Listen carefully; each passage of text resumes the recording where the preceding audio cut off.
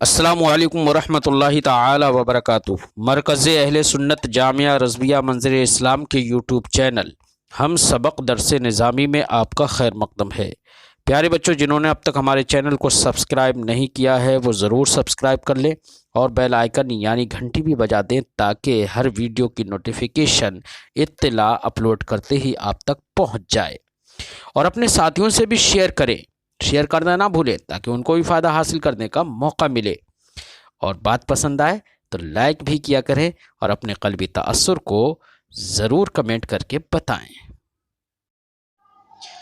بسم اللہ الرحمن الرحیم۔ باب الامر بقتال الناس حتى يقولوا لا الہ الا اللہ محمد رسول اللہ ويقيموا الصلاة ويؤتوا الزكاة ويؤمنوا بجميع ما جاء به النبي صلى الله عليه وسلم وأن من فعل ذلك عصم نفسه وماله إلا بحقها ووكلت سريرته إلى الله تعالى وقتال من منع الزكاة أو غيرها من حقوق الإسلام واهتمام الإمام بشعائر الإسلام۔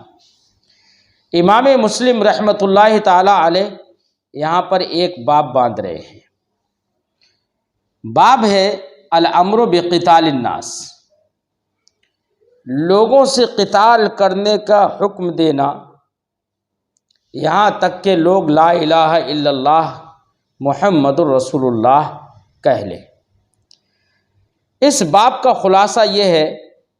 امام مسلم رحمۃ اللہ تعالی علیہ اس باب میں جو روایتیں ذکر کریں گے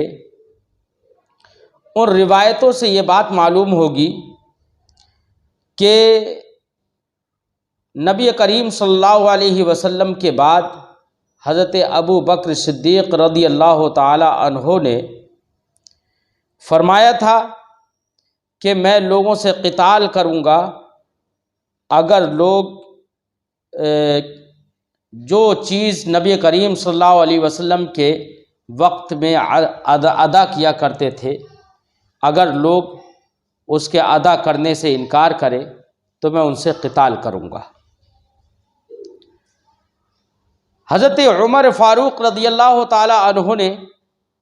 تھوڑی دیر کے لیے اختلاف کیا حضرت ابو بکر صدیق رضی اللہ تعالی عنہ سے، اور اختلاف ایک دلیل کے پیش نظر کیا اور کہا کہ نبی کریم صلی اللہ علیہ وسلم نے تو ارشاد فرمایا ہے کہ جس شخص نے لا الہ الا اللہ محمد الرسول اللہ پڑھ لیا ہے تو اس کی جان، اس کا مال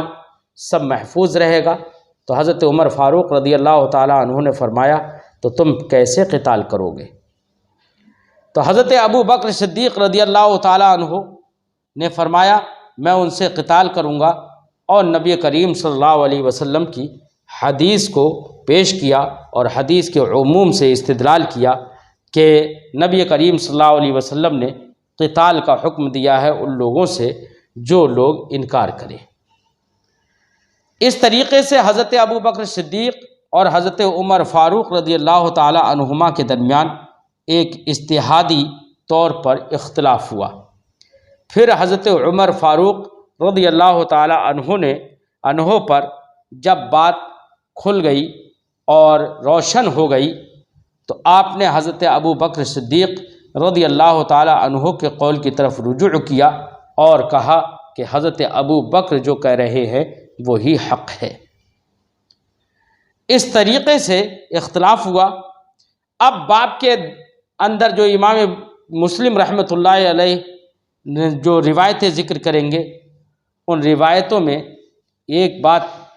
چند باتیں سمجھ میں آئیں گی۔ سب سے پہلے ان روایتوں کا مفہوم سننے سے پہلے یہ سمجھ لیجئے نبی کریم صلی اللہ علیہ وسلم کے وصال کے بعد مسلمانوں کا حال تھوڑا سا مختلف ہو گیا تھا۔ دو طرح کے لوگ ہو گئے تھے۔ ایک تو کچھ لوگ ایسے تھے جو احکام اسلام کا انکار کر کے مرتد ہو گئے اور وہ زمانہ جاہلیت میں جس کفر پر تھے اسی کفر کی طرف چلے گئے، کچھ لوگ ایسے بھی تھے تو وہ تو مرتد ہو گئے، اور کچھ لوگ ایسے بھی تھے جنہوں نے زکوٰۃ کا انکار کیا۔ مانعین زکوٰۃ بھی پیدا ہوئے۔ مانعین زکوٰۃ میں دو طرح کے لوگ تھے۔ کچھ لوگ تو وہ تھے جنہوں نے زکوٰۃ کی فرضیت ہی کا انکار کر دیا کہ زکوٰۃ فرض ہے، اس کا ہی انکار کر دیا بعد میں۔ اور کچھ لوگ وہ تھے جو زکوٰۃ کے فرضیت سے تو جنہوں نے انکار نہیں کیا، لیکن انہوں نے نبی کریم صلی اللہ علیہ وسلم کے علاوہ دوسروں کو یا سرکار کے بعد کسی کو زکوٰۃ دینے سے منع کر دیا کہ ہم زکوٰۃ نہیں دیں گے۔ یہاں تک کہ ایک قبیلے سے نبی کریم صلی اللہ علیہ وسلم زکوٰۃ وصول کیا کرتے تھے، تو اس قبیلے والوں نے پورا زکوٰۃ اکٹھا کی، اور وہاں کے کچھ جو لوگ تھے انہوں نے زکوٰۃ حضرت ابو بکر صدیق کو نہ دے کر کے انہوں نے اپنے ہی قبیلے میں تقسیم کر دی۔ تو اس طریقے کے گروپ اور گروہ حضرت ابو بکر صدیق رضی اللہ تعالی عنہ کے زمانے میں پیدا ہوئے۔ اب جن لوگوں نے زکوٰۃ کا انکار کیا، فرضیت کا انکار کر دیا، ان کو کافر تو نہیں کہا جائے گا، مرتد تو نہیں کہا گیا، لیکن ان کو اس طریقے سے ان کو پیش کیا گیا کہ گویا کہ انہوں نے کافر اور مرتد کا کام کیا۔ لیکن اس زمانے میں اگر کوئی شخص زکوٰۃ کا یا نماز کا انکار کرے تو اس کو کافر اور مرتد کہا جائے گا۔ دونوں میں فرق یہ ہے کہ اس وقت میں جب حضرت ابو بکر صدیق رضی اللہ تعالیٰ عنہ کا دور تھا، تو اس وقت سرکار کے وصال کے فوراً بعد، تو چونکہ سرکار کا زمانہ بالکل قریب تھا، اور اس زمانے میں سرکار کے وقت میں احکام منسوخ ہوتے رہتے تھے، آتے رہتے تھے، منسوخ ہو جاتے تھے، تو لوگوں کے ذہن میں یہ بات تھی کہ شاید کہ جو زکوٰۃ کی ادائیگی کا جو حکم ہے یہ نبی کریم صلی اللہ علیہ وسلم کے زمانے تک محدود ہے، محدود تھا۔ اب یہ حکم منسوخ ہو گیا، کیونکہ نبی کریم صلی اللہ علیہ وسلم کو حکم دیا گیا ہے کہ وہ لوگوں کے مالوں سے زکوٰۃ لے۔ تو یہ سرکار کو حکم دیا گیا، تو لوگوں نے یہ سمجھ لیا کہ شاید یہ سرکار دو عالم صلی اللہ علیہ وسلم کے تک محدود تھا، لہذا سرکار ہی کو صرف زکوٰۃ ادا کر کے اپنا مال سرکار کے حوالے کیا جا سکتا تھا، اب سرکار کے بعد کسی کو نہیں دیا جا سکتا۔ تو چونکہ نسخ کا زمانہ تھا وہ، تو لوگوں کے ذہن میں وہی تھا، اس لیے جنہوں نے انکار کیا انہوں نے اس تعویل کے پیش نظر انکار کیا تھا، اس لیے ان کی تکفیر یا ان کا ارتداد، ان کے لیے ارتداد کا قول نہیں کیا جا سکتا۔ لیکن اب نسخ کا معاملہ سب کو یہ معلوم ہو گیا ہے کہ نماز ہے، روزہ ہے، یا جو بھی ضروریات دین ہیں، ان کی فرضیت تمام پر آیا ہے، اور سب کو معلوم ہے کہ اب کوئی ناسخ آنے والا نہیں ہے، اب کوئی نسخ کا دور نہیں ہے، لہذا اس دور میں اگر کوئی انکار کرے گا تو ایسی صورت میں اس کی تکفیر کی جائے گی اور وہ مرتد قرار دیا جائے گا۔ جو روایتیں یہاں پر امام مسلم رحمۃ اللہ تعالیٰ علیہ ذکر کر رہے ہیں، اور روایتوں سے معلوم ہوگا کہ حضرت ابو بکر صدیق رضی اللہ تعالیٰ عنہ نے سرکار دو عالم صلی اللہ علیہ وسلم کے وصال کے بعد لوگوں کے ساتھ اس معاملے میں کافی سختی برتی، اور کہا کہ اگر نبی کے زمانے میں کوئی شخص اونٹ کے گلے کی رسی بھی اب بطور زکوٰۃ ادا کرتا ہوگا، اور اگر وہ اس رسی کو روک لے تب بھی میں اس سے قتال کروں گا۔ یہی ہوا کہ حضرت ابو بکر صدیق رضی اللہ تعالیٰ عنہ نے جب سختی برتی تو تمام مسلمان، جو مسلمان یہ سمجھ رہے تھے کہ اب زکوٰۃ دینا واجب نہیں رہا ہے، وہ لوگ زکوٰۃ دینے لگے اور مجبور ہوئے زکوٰۃ دینے پر، کیونکہ زکوٰۃ اس سے یہ بات بھی معلوم ہوتی ہے جیسے کہ نماز کی فرضیت ہے، نماز فرض ہے، ویسی زکوٰۃ بھی فرض ہے، جیسے کہ نماز کا انکار نہیں کیا جا سکتا سرکار کے وصال کے بعد، ویسے ہی زکوٰۃ کا بھی انکار نہیں کیا جا سکتا ہے۔ یہ خلاصہ تھا اس کا جو اس باب میں امام مسلم رحمۃ اللہ تعالی علیہ ذکر کریں گے۔ اس سے یہ بھی بات معلوم ہوگی کہ جو خلیفہ اسلام ہو، جو امام المسلمین ہو، اس پر لازم ہے کہ وہ اپنے دور میں شعائر اسلام کے اہتمام کرے، شعائر اسلام کو قائم کرے، یہ اس پر لازم ہے۔ اور ساتھ ہی ساتھ یہ بھی لازم ہے کہ اگر کوئی شخص لا الہ الا اللہ کہہ لیتا ہے، یعنی کلمہ توحید پڑھ لیتا ہے، نہ اللہ اور اس کے رسول کی تصدیق کر لیتا ہے، زبان سے اگر اقرار کرتا ہے، تو ہم اسی کے مکلف ہیں کہ اس کے زبان سے اقرار کرنے کا اعتبار کرے، کیونکہ اس کے دل میں کیا ہے ہم اس پر واقف نہیں ہیں، لہذا وہ اللہ کے حوالے کر دینا چاہیے اور اس کے اسلام کو قبول کرنا چاہیے۔ یہ بھی بات ان روایتوں سے سمجھ میں آئے گی۔ ایک بات یہ بھی سمجھ میں آئے گی کہ لا الہ الا اللہ یہ کلمہ طیبہ کا علم ہے، لہذا کسی شخص نے لا الہ الا اللہ کہہ دیا تو وہ اس کا مال، اس کی جان یہ محفوظ ہو جائے گی، اب اس پر تلوار نہیں چلائی جائے گی، اس کے مال کو نہیں لیا جائے گا۔ تو یہ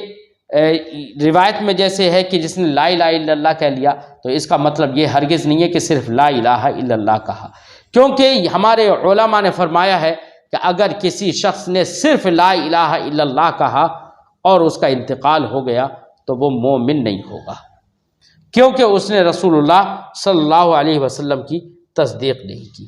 اس لیے جس روایت میں یہ ہے کہ من قال لا الہ الا اللہ عصم مالہ، تو اس شخص نے اپنے مال کو اور اپنی جان کو محفوظ کر لیا، تو لا الہ الا اللہ سے مراد یہ ہے کہ جس نے لا الہ الا اللہ یعنی کلمہ طیبہ پڑھ لیا اور شہادت دے دی اللہ کے ایک ہونے کی اور رسول کے رسول ہونے کی، یہ مراد ہے۔ جیسے یہ ایسے ہی ہے علم، جیسے کہ کہا جاتا ہے الحمدللہ پڑھو، تو صرف یہ مراد نہیں ہوتا ہے کہ صرف الحمدللہ پڑھو، بلکہ یہ ہے کہ الحمدللہ جو ہے وہ سورہ فاتحہ کا ایک علم ہے، ایسے ہی اس کلمہ طیبہ کا علم ہے لا الہ الا اللہ، لہذا پورا کلمہ طیبہ پڑھنا چاہیے۔ ہاں اگر کسی شخص نے لا الہ الا اللہ تو نہیں پڑھا لیکن محمد الرسول اللہ کی تصدیق کر دی اور مر گیا تو وہ مومن ہوگا، کیونکہ وہ اللہ کے رسول ہونے کی تصدیق کر رہا ہے، تو ظاہر بات ہے جب رسول کو مان رہا ہے تو اللہ کا رسول ہی تو مان رہا ہے نا، تو اللہ کو بھی حق جانتا ہے۔ اس لیے مرتے وقت اگر کسی شخص نے لا الہ الا اللہ صرف کہا اور مر گیا تو وہ مومن نہیں ہوگا، لیکن صرف محمد الرسول اللہ اگر کسی نے کہہ دیا اور تصدیق کر لی محمد رسول اللہ کی، تو ایسی صورت میں وہ مومن ہوگا، جیسے کہ علامہ نبوی علیہ رحمت و رضوان نے اس کو بیان کیا ہے۔ یہ چند باتیں میں نے جو آپ کے سامنے ذکر کی، یہ باتیں اس باب میں سمجھ میں آئیں گی۔ اب ترجمہ لگاتے ہیں حدیث پاک کا۔ وحدثنا قتيبة بن سعيد قال حدثنا ليث بن سعد عن عقيل عن الزهري قال أخبرني عبيد الله بن عبد الله بن عتبة بن مسعود عن أبي هريرة قال لما توفي رسول الله صلی اللہ علیہ وسلم۔ امام مسلم رضی اللہ تعالیٰ عنہ فرماتے ہیں ہم سے حدیث بیان کی قتیبہ بن سعید نے، وہ فرماتے ہیں ہم سے حدیث بیان کی لیث بن سعد نے، وہ روایت کرتے ہیں عقیل سے، وہ روایت کرتے ہیں زہری سے، وہ کہتے ہیں کہ مجھے خبر دی عبید اللہ بن عبداللہ بن عتبہ بن مسعود نے، وہ روایت کرتے ہیں حضرت ابو ہریرہ رضی اللہ تعالیٰ عنہ سے۔ قال حضرت ابو ہریرہ رضی اللہ تعالیٰ عنہ نے فرمایا لما توفی رسول اللہ صلی اللہ علیہ وسلم، جب نبی کریم صلی اللہ علیہ وسلم کا وصال ہو گیا، واستخلف ابو بکر بعدہ، اور سرکار کے بعد حضرت ابو بکر رضی اللہ تعالی عنہ کو خلیفہ بنایا گیا، وکفر من کفر من العرب، اور عرب کے قبیلوں میں سے کفر کیا جنہوں نے کفر کیا۔ تو جنہوں نے کفر کیا یعنی کچھ قبیلے کافر ہو گئے۔ میں نے بتایا تھا، پوری تفصیل سے بتایا تھا کہ کچھ لوگ ایسے ہوئے جو کہ زمانہ جاہلیت کی طرف، زمانہ جاہلیت میں جس دین پر تھے اس دین کی طرف چلے گئے، یعنی واقعی مرتد اور کافر ہو گئے، اور کچھ لوگ ایسے بھی تھے جو مرتد اور کافر نہیں ہوئے لیکن انہوں نے زکوٰۃ کا انکار کیا۔ اب مانعین زکوٰۃ میں بھی میں نے بتایا تھا 2 طرح کے تھے، پوری تفصیل میں بتا چکا ہوں۔ وَكَفَرَ مَنْ كَفَرَ مِنَ الْعَرَبِ، عرب کے قبیلوں میں سے کچھ کافر ہو گئے، جو بھی کافر ہو گئے وہ کافر ہو گئے۔ قال عمر بن الخطاب لأبی بکر، تو حضرت عمر بن خطاب رضی اللہ تعالیٰ عنہ نے حضرت ابو بکر سے کہا کیف تقاتل الناس، تم لوگوں سے قتال کیسے کرو گے؟ وقد قال رسول اللہ صلی اللہ علیہ وسلم، جبکہ رسول اللہ صلی اللہ علیہ وسلم نے ارشاد فرمایا ہے امرت ان اقاتل الناس حتی یقولوا لا الہ الا اللہ، کہ مجھے حکم دیا گیا، مجھے حکم دیا گیا ان اقاتل الناس، کہ میں لوگوں سے قتال کروں، حتی یقولوا لا الہ الا اللہ، یہاں تک کہ لا الہ الا اللہ کہہ لیں۔ لا الہ الا اللہ سے مراد کلمہ طیبہ کا یہ علم ہے۔ فمن قال لا الہ الا اللہ، تو جس شخص نے کلمہ طیبہ پڑھ لیا یعنی اللہ اور رسول کی تصدیق کر لی، فقد عصم منی مالہ و نفسہ، تو اس نے اپنے مال کو مجھ سے محفوظ کر لیا اور اپنی جان کو مجھ سے محفوظ کر لیا، الا بحق، مگر اس کے حق کے ساتھ، یعنی اگر اس کے مال اور جان سے کوئی حق متعلق ہوگا تو وہ حق کی بنا پر اگر اس کو قتل کیا جائے، اس کے مال کو دیا جائے تو یہ محفوظ نہیں ہوگا۔ مثال کے طور پر اسلام لے کر آ گیا، مسلمان ہو گیا، تو اب اس کا جان اور مال تو محفوظ ہو گیا، لیکن اسلام لانے کے بعد اس نے کسی کا ہاتھ کاٹ دیا قصدن،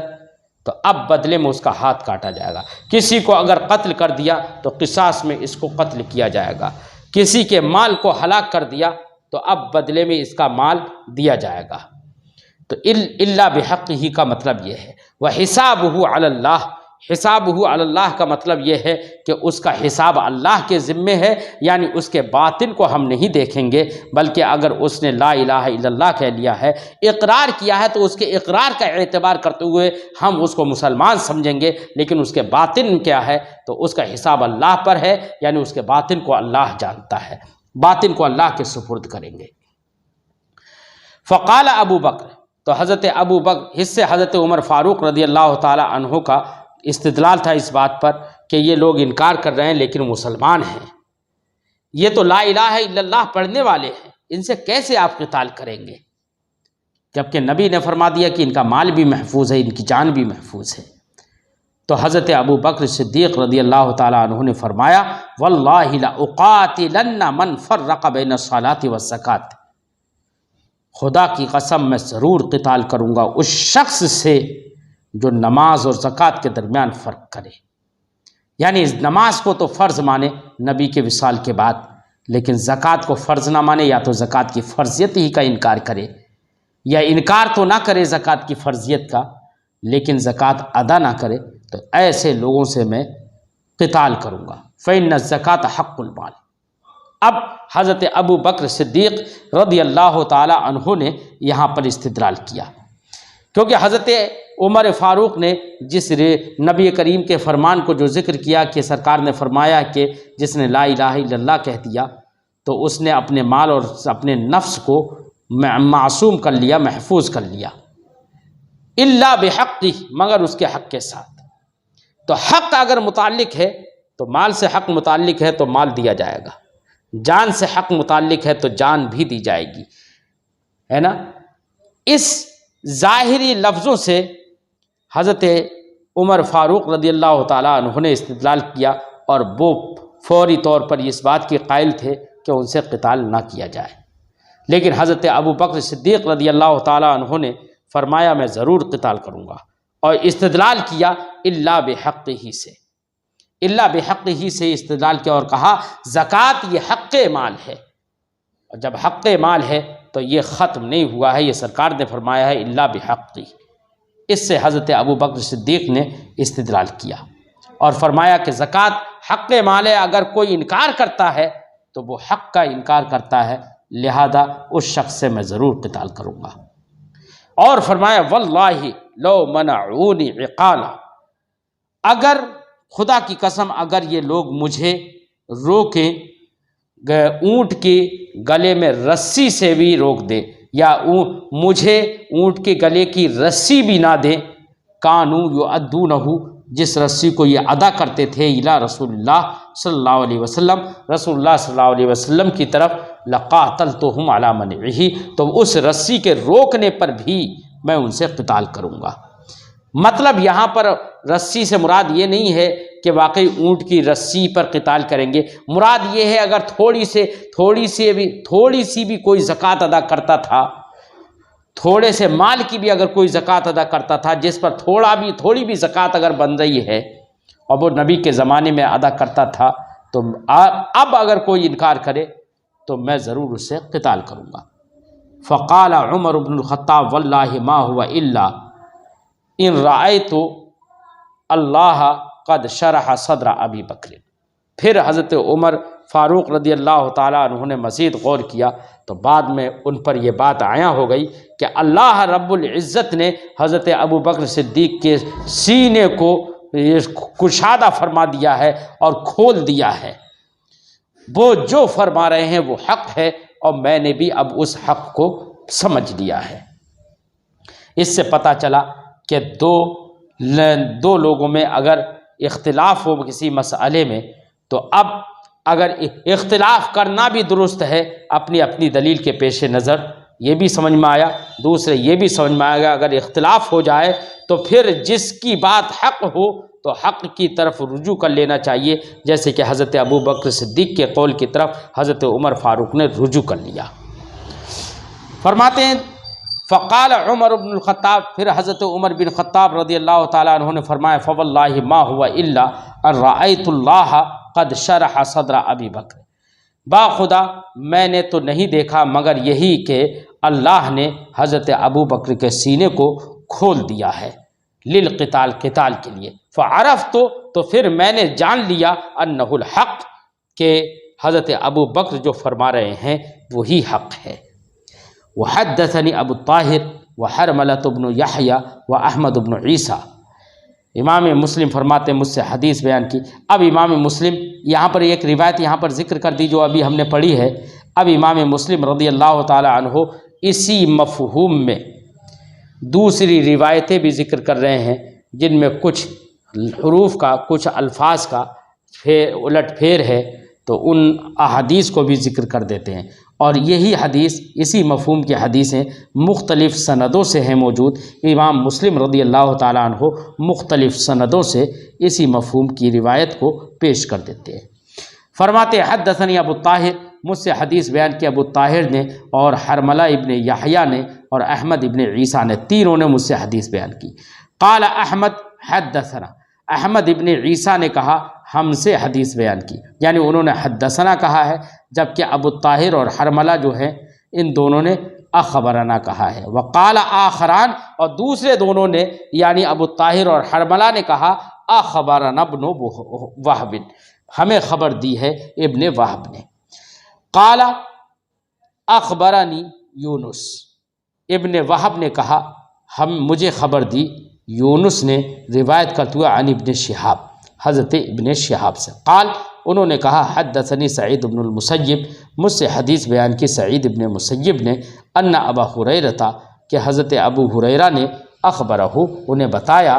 کیا بتایا؟ ان رسول اللہ صلی اللہ علیہ وسلم قال، رسول اللہ صلی اللہ علیہ وسلم نے ارشاد فرمایا امرت ان اقاتل الناس حتی یقولوا لا الہ الا اللہ، مجھے حکم دیا گیا ہے اس بات کا کہ میں لوگوں سے قتال کروں یہاں تک کہ وہ لا الہ الا اللہ کہے، یعنی کلمہ طیبہ کو پڑھ لے اور تصدیق کر لے اور ایمان لے آئیں۔ فمن قال لا الہ الا اللہ، تو جس شخص نے لا الہ الا اللہ کہا، عصم منی مالہ و نفسہ، تو اس نے مجھ سے اپنے مال اور اپنی جان کو محفوظ کر لیا، الا بحقہ، مگر اس کے حق کے ساتھ، الا بحقہ کی ہم توضیح کر چکے ہیں، وحسابہ علی اللہ، اور اس کا حساب اللہ پر ہے، یعنی اگر اس نے اقرار کر لیا ہے تو ہم اسی کو مانیں گے، اور اس کے باطن میں کیا ہے، اس کے دل میں کیا ہے، یہ بات تو اللہ کے سپرد کر دیں گے، اس کا حساب اللہ پر ہے۔ حدثنا احمد بن عبدہ الضبی، امام مسلم فرماتے ہم سے حدیث بیان کی احمد ابن عبدہ الضبی نے، قال اخبرنا عبد العزیز، اور احمد ابن عبدہ الضبی نے کہا ہمیں خبر دی عبد العزیز نے۔ عبد العزیز سے مراد کیا ہے؟ یعنی دراوردی، یعنی عبدالعزیز دراوردی مراد ہیں، عن العلا وہ روایت کرتے ہیں علا سے۔ اب دیکھیے یہاں تک یہ سند علا تک آ گئی، اب تحویل سند سے ایک اور بھی سند پیش کر رہے ہیں جو سند بھی علا تک پہنچتی ہے، ہا سے تحویل سند۔ وحدثنا امیہ حدثنا امیہ بن بسطام، ہم سے حدیث بیان کی امیہ بن بسطام یا امیہ بن بسطام نے، واللفظ لہو ان کے الفاظ یہ ہیں کہ قال انہوں نے کہا حدثنا یزید بن زرع،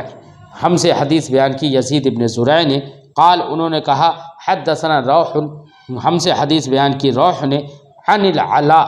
علا ابن عبد الرحمن سے روایت کرتے ہوئے، علا ابن عبد الرحمن ابن یعقوب سے روایت کرتے ہوئے، وہ روایت کرتے ہیں عن ابی اپنے والد یعنی عبد الرحمن ابن یعقوب سے، اور وہ روایت کرتے ہیں عن ابی ہریرہ حضرت ابو ہریرہ رضی اللہ تعالی عنہ سے، عن رسول اللہ صلی اللہ علیہ وسلم وہ روایت کرتے ہیں نبی کریم صلی اللہ علیہ وسلم سے، قال سرکار نے ارشاد فرمایا امرت ان اقاتل الناس، مجھے حکم دیا گیا ہے کہ میں لوگوں سے قتال کروں، حتی یشہدوا ان لا الہ الا اللہ، یہاں تک کہ وہ گواہی دیں کہ اللہ کے سوا کوئی معبود نہیں ہے، یعنی لا الہ الا اللہ کی گواہی دیں، یعنی ایمان لے آئیں، تب قتال نہیں کیا جائے گا۔ وَيُؤْمِنُ بِي اور مجھ پر ایمان لائیں، وَبِمَا جِئْتُ بِهِ اور جو بھی میں لے کر آیا ہوں ان تمام پر ایمان لائیں۔ تو اب یہ حدیث پاک امام مسلم نے جو یہاں پر ذکر کی، یہ مذکورہ حدیث میں جو اجمال تھا اس کی تفسیر ہو گئی یہاں پر۔ فرماتے ہیں وَبِمَا جِئْتُ بِهِ اور جو بھی میں تمام احکام لے کر آیا ہوں ان تمام کی تصدیق کرے۔ فَإِذَا فَعَلُوا ذَلِكَ تو جب لوگوں نے ایسا کر لیا، عَصَمُوا مِنِّي دِمَاءَهُمْ وَأَمْوَالَهُمْ تو انہوں نے مجھ سے اپنے خون اور اپنے اموال اور اپنے مالوں کو محفوظ کر لیا۔ دماء یہ دمن کی جمع ہے، الا بحقها مگر ان کے حق کے ساتھ، یعنی اگر ان سے کوئی حق متعلق ہو جائے تو وہ حق میں تو ان کا خون بھی بہایا جائے گا، ان کے اعضاء کو بھی بدلے میں کاٹا جائے گا، ان کو بھی بدلے میں قصاص میں قتل کیا جائے گا، اگر حق متعلق ہے تو بدلے میں مال بھی دیا جائے گا۔ وحسابہ علی اللہ اور اس کا حساب اللہ کے ذمہ کرم پر ہے۔ حدثنا احمد بن عبدہ الضبی، ہم سے حدیث بیان کی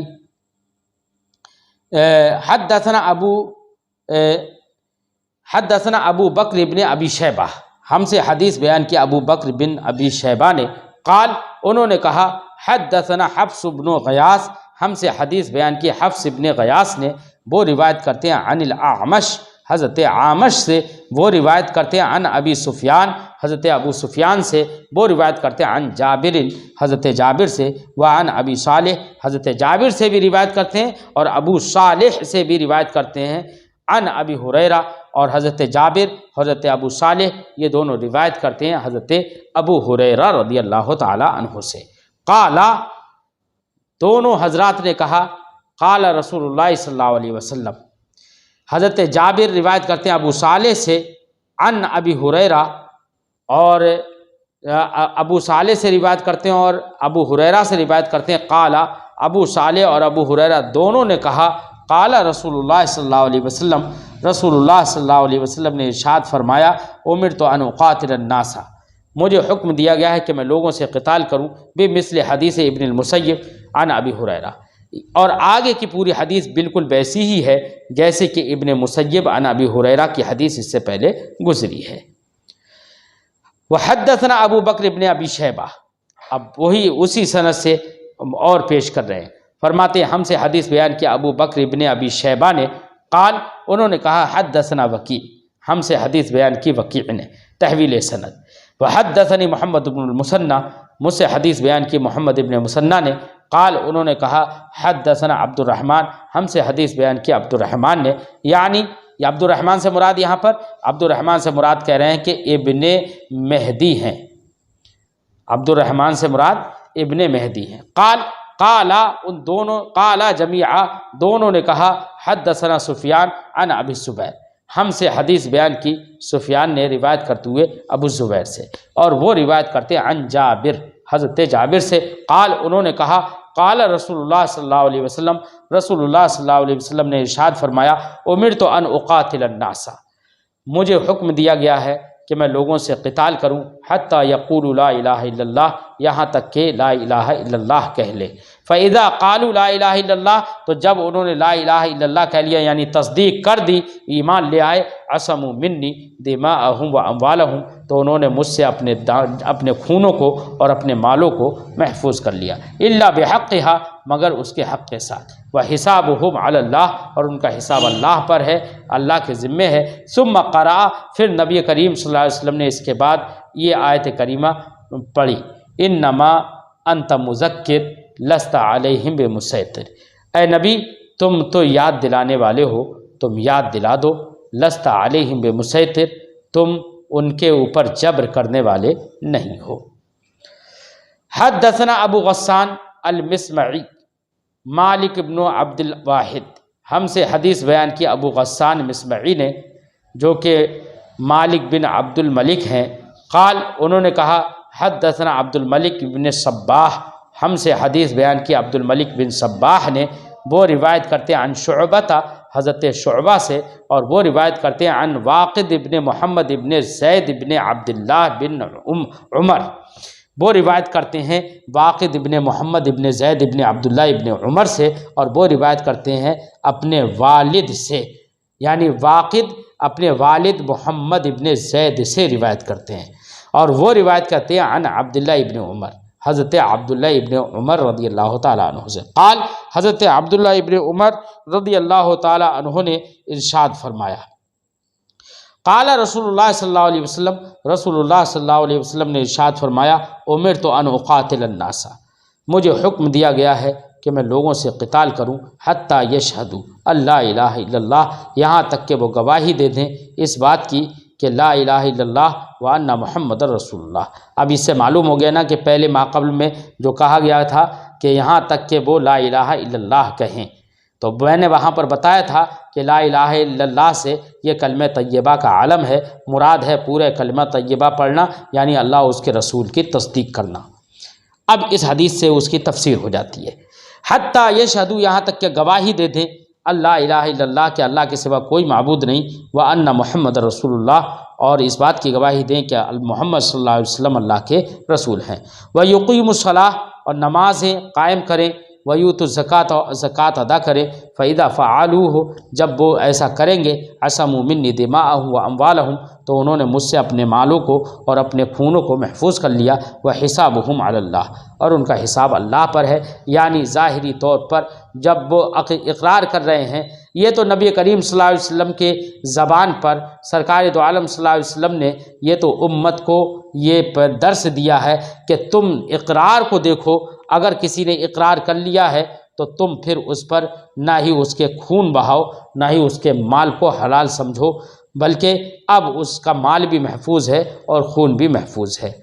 ورنہ تو نبی کریم صلی اللہ علیہ وسلم تو اقرار کے ساتھ ساتھ دلی کیفیتوں کو بھی جانتے تھے۔ وحدثنا سوید بن سعید وابن ابی عمر، ہم سے حدیث بیان کی سوید ابن سعید نے اور ابن ابی عمر نے، قالا، دونوں حضرات نے کہا، حدثنا مروان، ہم سے حدیث بیان کی مروان نے، مروان سے مراد یعنیان الفزاری، یہاں پر مروان سے ان کی مراد فزاری ہے، اور وہ روایت کرتے ہیں عن ابی مالک، حضرت ابی مالک سے، اور وہ روایت کرتے ہیں اپنے والد سے، قال، انہوں نے کہا، سمعت رسول اللہ صلی اللہ علیہ وسلم یقول، میں نے نبی کریم صلی اللہ علیہ وسلم کو فرماتے ہوئے سنا ہے، سرکار نے ارشاد فرماتے ہیں سرکار، من قال لا الہ الا اللہ، جس نے لا الہ الا اللہ کہا، وکفر بما یعبد من دون اللہ، اللہ کے ماں سوا جن کی پوجا کی جاتی ہے ان کے ساتھ کفر کیا۔ ظاہر بات ہے ایک مسلمان ان تمام کے ساتھ کفر کرتا ہے جو اللہ کے ماں سوا پوجے جاتے ہیں، یعنی بت وغیرہ، ان تمام کے ساتھ کفر کرتا ہے مسلمان،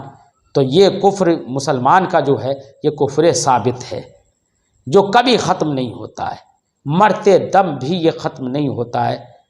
تو یہ مسلمان کا جو کفر ہوتا ہے یہ کفر ثابت ہوتا ہے، اور کافر جو اللہ کا انکار کرتا ہے یہ اس کا کفر زائل ہوتا ہے، کہ جو گرگرا کا جب ٹائم ہوتا ہے، نزا کا جب وقت ہوتا ہے، تو اس کا یہ کفر ختم ہو جاتا ہے، اور اس وقت وہ ایمان لے کر آتا ہے، اگرچہ اس وقت کا وہ ایمان اس کا معتبر نہیں ہوتا ہے۔ تو مسلمان بھی اگر کوئی اپنے آپ کو کافر ثابت کہے تو کافر ثابت کہنے میں کوئی حرج نہیں ہے۔ سرکار نے ارشاد فرمایا من قال لا الہ الا اللہ، جس نے لا الہ الا اللہ کہا، وکفر بما یعبد من دون اللہ، اللہ کے ماں سوا جن کی پوجا کی جاتی ہے اس کے ساتھ اس نے کفر کیا، حرم مالہ، تو اس کے مال محترم ہو گیا، ودمہ، اور اس کا خون محترم ہو گیا، اب اس کو بہایا نہیں جائے گا، وحسابہ علی اللہ، اور اس کا حساب اللہ پر ہے، یعنی اس کے باطن کو اللہ جانتا ہے۔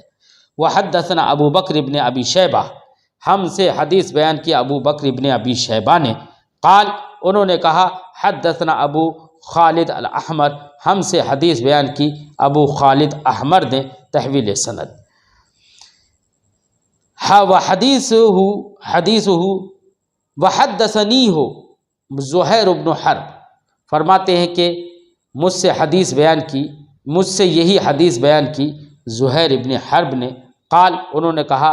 حدثنا یزید بن ہارون، ہم سے حدیث بیان کی یزید ابن ہارون نے،